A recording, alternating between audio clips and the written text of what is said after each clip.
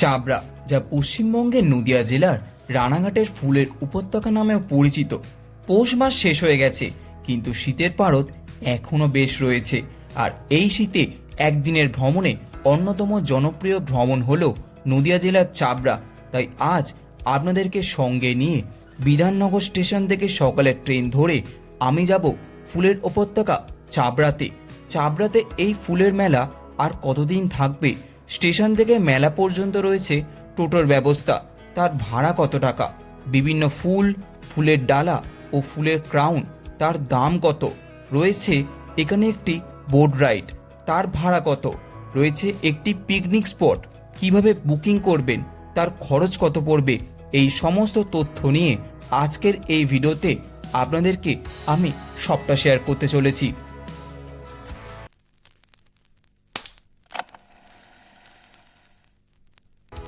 নমস্কার বন্ধুরা, আশা করি সকলে ভালো আছেন এবং সুস্থ আছেন। একটি নতুন ভিডিওতে আপনাদের সবাইকে জানাই স্বাগতম। আজকে আমি এসেছি রানাঘাটের ফুলের শহর চাবড়াতে। এই চাবড়াতে ফুলের মেলা আর কতদিন থাকবে, এখানে কিভাবে আসবেন, এই সমস্ত তথ্য নিয়েই কিন্তু আজকের এই ভিডিও। তাহলে চলুন আর বেশি কথা না বলে, আর বেশি দেরি না করে আজকের ভিডিওটি শুরু করা যাক। আজ আমি যাত্রা শুরু করলাম বিধাননগর স্টেশন থেকে, সকালের গেদে লোকাল ধরে। শিয়ালদা থেকে রানাঘাটের দূরত্ব প্রায় 73 কিলোমিটার। গেদে ছাড়াও রয়েছে Shantipur local, Krishnanagar local, Ranaghat local, কিংবা আপনি লালগোলা মেমু ধরেও সহজেই চলে আসতে পারেন রানাঘাট স্টেশনে। ট্রেনের জানলা দিয়ে শীতের হাওয়া আর চারপাশে সবুজের সরিষার ক্ষেত দেখতে দেখতে কখন যে রানাঘাটে পৌঁছে গেলাম তা বোঝাই গেল না। রানাঘাট স্টেশন থেকে ফ্লাইওভার পার হয়ে বাইরে এলেই দেখতে পাবেন টোটো স্ট্যান্ড।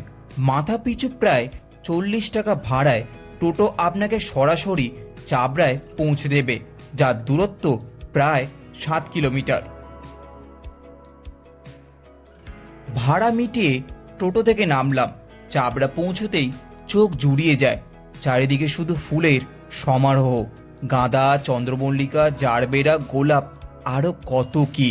ভোর বা বিকেলে নরম রোদের ফুলের ক্ষেতগুলো আরও সুন্দর লাগছে। ফুল তোলার ব্যস্ত চাষি আর চারপাশে শান্ত গ্রাম বাংলা মিলিয়ে জায়গাটা দেখে একদম মন ভরে যায়। শীতের সকালের আলোটা বড় আলাদা রকমের হয়। কুয়াশার পর্দা ধীরে ধীরে সরে গেলে চারপাশে যে নরম রোদ ছড়িয়ে পড়ে, সেটা যেন চোখের নয়, গায়ে এসে লাগে। ঠিক এমন এক সকালে নদিয়া জেলার রানাঘাটের কাছাকাছি এসে পৌঁছলে মনে হয় শহরটা অনেক দূরে কোথাও হারিয়ে গেছে।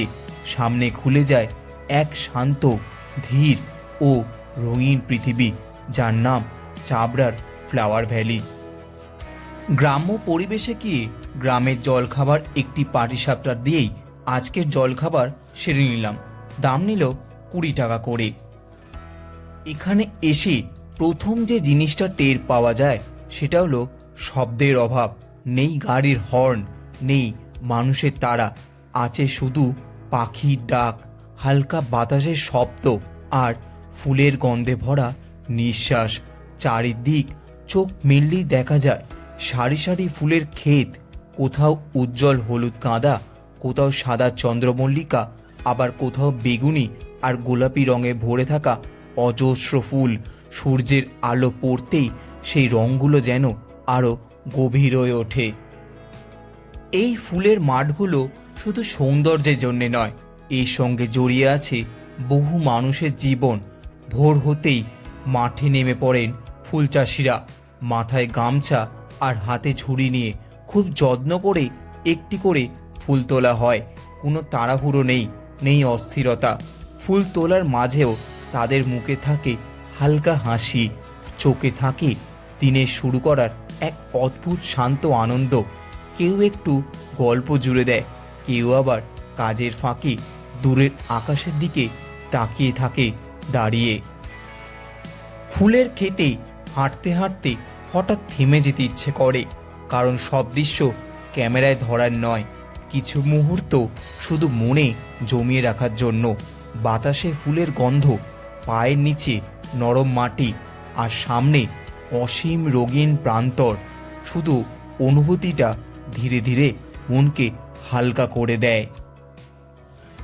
চাবড়ার সৌন্দর্য খুব জাঁকজমকপূর্ণ নয়।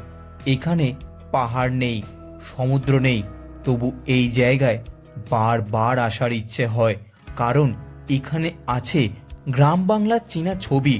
দূরে সরিষার ক্ষেত, কাঁচা রাস্তা ধরে হেঁটে যাওয়া মানুষ, সাইকেলের ঘন্টার শব্দ, আর শীতের দুপুরে রোদে পোহানো নীরবতা। এখানে সময় যেন একটু ধীরে চলে। বিকেলের দিকে যখন আলোটা বদলাতে শুরু করে, তখন ফুলের মাঠে এক অন্যরকম মায়া নেমে আসে। রোদটা একটু হলুদ হয়ে যায়, ফুলের রঙগুলো আরও নরম লাগে। তখন দাঁড়িয়ে মনে হয় এই মুহূর্তটা যদি একটু থেমে যেত। শহরের ব্যস্ততা, কাজের চাপ, প্রতিদিনের দুশ্চিন্তা সব কিছুই যেন সেই রঙিন প্রান্তরের ভিতরে ধীরে ধীরে গলে যায়। চাবড়া ফ্লাওয়ার ভ্যালি আসলে শুধু বেড়ানোর জায়গা মনে হয় না, এমন একটা জায়গা মনে হয় যেখানে এসে নিজের সঙ্গে আবার দেখা হয়। এখানে রং আছে কিন্তু কোলাহল নেই, আছে সৌন্দর্য কিন্তু অহংকার নেই। প্রকৃতি এখানে সহজভাবে, খুব নীরবে তার সবটুকু দিয়ে দেয়। দেখুন, এইভাবেই কিন্তু ফুল চাষিরা এই জলের মাধ্যমে ফুল চাষ করেন। এই জায়গায় এসে সবচেয়ে বড় পাওনা হলো এখানকার সরলতা। চাবড়ায় এসে বুঝতে পারা যায় সুন্দর হতে গেলে বেশি কিছু দরকার হয় না, কিন্তু খোলা আকাশ, একটু রোদ, কিছু ফুল আর কিছু মানুষের পরিশ্রম, এই নিয়েই এখানে প্রতিদিন নতুন করে ফুল গজিয়ে ওঠে। শহরের যেখানে সব কিছুর দ্রুত বদলে যায়, সেখানে চাবড়া এই রকম থেকেও প্রতিদিন নতুন লাগে। এই মেলায় রয়েছে প্রচুর ফুড স্টল, যেখানে আপনার পছন্দের মতো নানান রকমের খাবার সহজেই পেয়ে যাবেন স্বল্প মূল্যে। পাশাপাশি রয়েছে একটি খুব সুন্দর বোট রাইড। বোট রাইডটা কিন্তু অবশ্যই করতে ভুলবেন না। 50 টাকা মাথা পিছু দিয়ে আধ ঘন্টা করে বেশ কিন্তু মজাদার একটি বোট রাইড। আর এই যে পিকনিক স্পটটি দেখতে পাচ্ছেন, এইটা কিন্তু 3000 টাকা করে প্রতিদিনের বুকিং চার্জ নেওয়া হয়। এছাড়াও দূর দূরান্ত থেকে যারা বাইক নিয়ে আসতে চান, তারা মাত্র 10 টাকার বিনিময় এইখানে সহজেই গাড়ি পার্কিং করে দিতে পারবেন।